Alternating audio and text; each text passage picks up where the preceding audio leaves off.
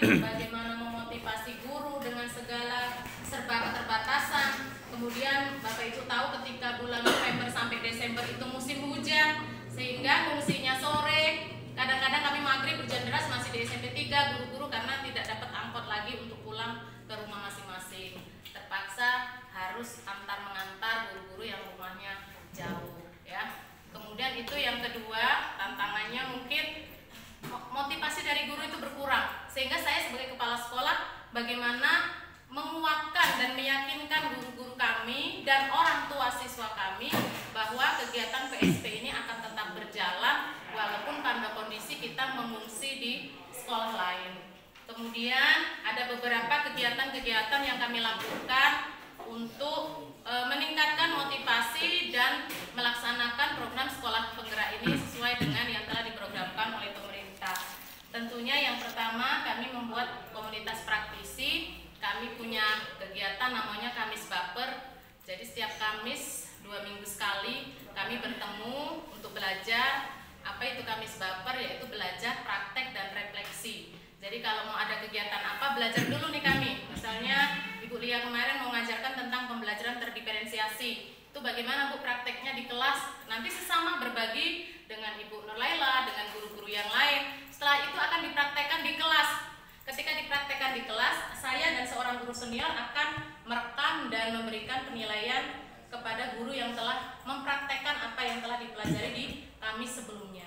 Kemudian pada pertemuan berikutnya, dari video yang telah kita rekam, kemudian dari lembar observasi yang telah kita buat tersebut, kita merefleksi secara bersama-sama. Kekurangannya di mana, kemudian kelebihannya di mana. Jadi selain pembelajaran terdiferensiasi, kami juga menyajikan berbagai materi seperti kemarin Ibu Nurlaila berbagi tentang bagaimana praktik baik membuat modul ajar P5 tentang kewirausahaan dengan judul Membangun Jiwa Entrepreneur Sejak Dini. Kemudian juga bagaimana membuat aksi nyata ya, yang kira-kira nggak dibalikin tuh sama pihak kurasinya, bagaimana cara berbagi membuat aksi nyata supaya lolos kurasi dan mendapatkan sertifikat. Itu berbagai kegiatan yang kami laksanakan di komunitas praktisi. Kami juga PMM, alhamdulillah mungkin 100% guru kita Bu Lela ya sudah lebih dari 19 topik belajar di PMM. Mungkin topik-topik baru nih Pak Yogi, saya memang mengajarkan kepada guru kami, sudah satu topik kita buat aksi nyata dulu. Daripada nanti topiknya selesai baru membuat aksi nyata, terpaksa kita tonton kembali videonya. Jadi satu topik, satu buat aksi nyata, selesai baru lanjut ke topik berikutnya, itu di PMM. Kemudian juga alhamdulillah kita sudah ada rapat pendidikan dari hasil AKM kita. Kemudian dari kalau yang rapat pendidikan sekarang itu sumbernya bukan hanya AKM, dari ARKAS kita, kemudian juga dari PMM kita, semuanya terinclude di rapat pendidikan kita. Jadi dari rapat pendidikan itu kita dapat rekomendasi, kemudian enak kita tinggal tarik di ARKAS kegiatan apa yang mampu kita laksanakan dan bisa dibiayai oleh kalau kami dana BOS, kalau swasta mungkin bisa dari dana yayasan. Itu ya dari segi perjalanan kami, tantangan kami. Yang pertama tadi kebakaran ya. Selain kebakaran kami itu susah internet. Kami harus pakai hotspot pribadi karena sampai sekarang jaringan wifi itu cuma sampai di dusun Jabat Akar. Jadi belum sampai kalau mau ke Gunung Agung, ke dusun saya Bumi Agung saja belum sampai. Jadi kemarin sudah koordinasi dengan Pak Yogi, alhamdulillah Pak Yogi sudah cari sana sini bagaimana caranya biar jaringan internet sampai di sekolah kami, karena kami itu punya Chromebook 29. Tetapi ketika akan kami pakai itu tethering gurunya. Kemudian satu HP guru hanya bisa tethering ke 2 sampai 3 Chromebook yang ada di sekolah. Kalau kami membebani wali murid kami tidak bisa, karena di sekolah kami itu merata 95% pekerjaan orang tuanya adalah petani sayur. Jadi bukan semuanya petani kopi, petani sayur yang bukan petani yang sesungguhnya, bukan yang punya kebun sendiri, tetapi paruan ya, istilahnya mengerjakan lahan orang kemudian hasilnya dibagi 2. Itu merata pekerjaan di sekolah kami, sehingga kami tidak bisa membebani wali murid dengan pembiayaan pulsa dan lain sebagainya. Kemudian di tahap selanjutnya, selain dalam ini PME, kami juga telah menyusun KOSP. Setelah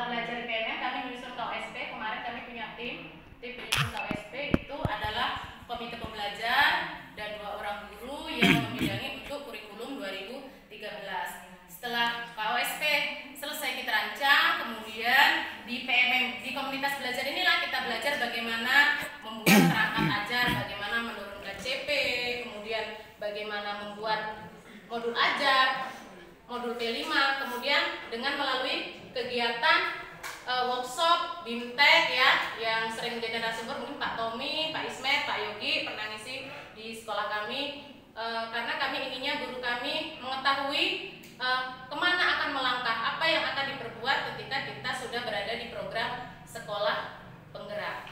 Kemudian hal yang menguatkan kami yang telah kami laksanakan adalah mungkin sinergi atau kolaborasi yang baik. Bagaimana kemarin guru kelas 4, karena kami cuma kelas 4 itu yang 2 rombel ya, Ibu Nur Laila dengan Ibu Oktriani bekerja sama bagaimana membuat modul ajar. Ketika kami memilih tema kearifan lokal kemarin, ternyata Bu, tari kembar itu tidak boleh ditarikan oleh seorang laki-laki, kata Bu Lela. Jadi bagaimana ini, masa semuanya mau tari kembar, yang laki-laki nganggur proyeknya? Jadi sudah Bu, kita ambil seni bela diri Buntau saja untuk yang laki-laki. Jadi kelas 4 itu 2 proyek semester ini, yang perempuan tari kembar, yang laki-laki tari Buntau. Kami punya pelatih khusus itu dari lembaga adat Besemah ya. Kemudian untuk di kelas 1 itu kami punya proyek rumah bayi, dan kebetulan di dusun kami Gunung Agung ada rumahnya, jadi tidak perlu kami jauh-jauh untuk transport siswa untuk pergi ke rumah bayi yang ada di Tanjung Cermen, karena di dusun Gunung Agung itu ada 2 rumah khas adat Besemah. Kemudian juga bagaimana kita menimbulkan energi positif di sekolah, membuat kegiatan-kegiatan yang dapat memotivasi guru untuk terus bersemangat. Kemudian ada beberapa praktik baik yang telah kami lakukan di sekolah kami. Kemarin Ibu Nur Laila sudah lolos kurasi untuk MS, untuk pembelajaran terdiferensiasi. Kami juga ada kegiatan bedah rapot pendidikan. Selain kemarin kami juga belajar dari Al-Hasan Kairo bagaimana menerbitkan buku puisi, analog puisi tingkat nasional, dan alhamdulillah kami dapat penghargaan juga tingkat nasional siswa, guru, dan kepala sekolah. Dan ini Pak Tommy lagi dirancang mencari dana untuk tahap berikutnya. Alhamdulillah kemarin orang tua, Bu, nggak apa-apa kalau kami harus bayar separuh, tidak apa-apa. Yang penting anaknya bisa terbit buku puisi. Itu merupakan kebanggaan, walaupun kadang cuma 2 bait, boleh lah, 2 bait, tetapi mereka sudah mengarang buku sendiri. Kemudian kami juga ada program namanya APIK, apa boleh lah, Amanah Peduli dan Kreatif. Itu sejenis buku kendali karakter. Di situ ada beberapa kegiatan yang akan diisi oleh orang tua siswa, dengan satu kuncinya adalah kejujuran dari orang tua siswa bagaimana mengisi buku kendali karakter tersebut. Kemudian ada satu lagi buku kami, yaitu buku live literasi literasi is for everyone. Jadi literasi untuk semua. Jadi yang baca itu bukan hanya siswa, tetapi orang tua di rumah juga membimbing bagaimana anaknya membaca buku yang telah dipinjam di sekolah. Jadi nanti ada para orang tuanya di situ, orang tua membimbing, orang tuanya juga belajar. Karena kita ini Bapak Ibu, Tripusat Pendidikan itu memang harus berfungsi dengan baik, karena pendidikan itu bukan hanya tugas guru di sekolah, tapi juga tugas orang tua di rumah dan masyarakat yang ada di sekitar lingkungan sekolah. Itu praktik baik yang telah kami lakukan. Kemudian alhamdulillah ikan ini menggambarkan bagaimana bagi kami adalah suatu prestasi yang luar biasa. Kemarin sudah ada web, kami bisa Bapak Ibu lihat di www.sdnegeri41.sch.id, bisa dilihat beberapa kegiatan yang telah kami laksanakan. Alhamdulillah Pak, dari dana pos kinerja kami bisa membeli domain untuk web SD 41. Tidak akan kalah kami dengan Al-Hasan Kairo Pak. Walaupun kami tidak ada dana yayasan. Kemudian Bapak Ibu, ini adalah sekolah impian kami. Sekolah impian kami. Sekolah impian kami Pak Yogi tidak muluk-muluk. Kami pingin satu rombel itu punya satu kelas. Itu impian kami. Karena sekarang ini kami 7 rombel, kelasnya cuma 3. Jadi kami tidak punya kelas karena sampai sekarang belum ada pembangunan untuk gedung sekolah kami yang terbakar. Jadi impian kami itu bagaimana satu rombel itu punya satu kelas. Kemudian bagaimana guru itu punya kantor tersendiri tanpa harus mengungsi di musola. Karena kami saat ini kami tidak punya kantor. Jadi kami mengungsi di musola SD 41. Bagaimana impian saya punya kantor tersendiri Pak Yogi, punya ruang tersendiri. Jadi ketika ada siswa atau guru yang mengalami permasalahan, saya bisa memanggil secara pribadi tanpa harus didengar oleh kawan-kawan yang lain. Saya tidak punya itu Pak Tommy ruang seperti itu. Campur di musola semua. Sama Bang. Itu satu impian kami. Yang kedua impian kami yaitu bagaimana anak-anak itu betah berada di sekolah. Jadi kami sudah berusaha bagaimana menciptakan berbagai kegiatan ekstrakurikuler di sekolah kami. Ada olahraga itu, ada senam lantai, gitu ya, karate, kemudian silat, ya, kuntal, itu salah satu ekskul olahraga kami. Kami juga ada ekskul kesenian yaitu tari dan hadroh. Kemudian juga dari buku kendali literasi yang sudah kami laksanakan itu bisa untuk menggali bagaimana literasi yang baik buat peserta didik kami. Ini impian kami selain kelas, ruang kelas yang cukup tadi Pak Yogi, menciptakan pembelajaran yang menyenangkan untuk anak-anak sehingga anak-anak itu rindu ketika datang ke sekolah. Karena seperti kami sampaikan kemarin, SD kami itu 25% siswanya itu korban broken home. Kalau di kelas Bu Liza tadi mungkin cuma 1. Kalau di kelas Bu Lia ini kelas 1 29 murid, bisa lebih dari 6 orang korban broken home di kelasnya. Jadi itu merupakan memang hal yang biasa kalau kita hadapi di sekolah kita ya. Orang tuanya merantau ke luar negeri, tinggal dengan ayah, tinggal dengan nenek, kemudian dunge temalam di Sukocinto, tinggal dengan neneknya. Itu hal yang biasa di sekolah kami, dan itu perlu perhatian khusus dari kami karena memang anak-anak itu istimewa. Anak-anak tersebut istimewa di setiap kelas. Jadi kami punya satgas perlindungan anak, satgas ya anti bullying tadi ya, kemudian satgas anti narkoba, satgas kekerasan seksual, dan satgas kasih sayang ya. Satgas kasih sayang bagaimana mengatasi anak-anak yang mempunyai kekhasan tersendiri. Karena anak-anak itu Bapak Ibu mungkin tidak mau dengan Bu Lia di kelasnya, mungkin dengan guru lain nanti akan lebih terbiasa untuk mencurahkan apa yang mereka inginkan. Kiranya itu saja yang dapat saya sampaikan.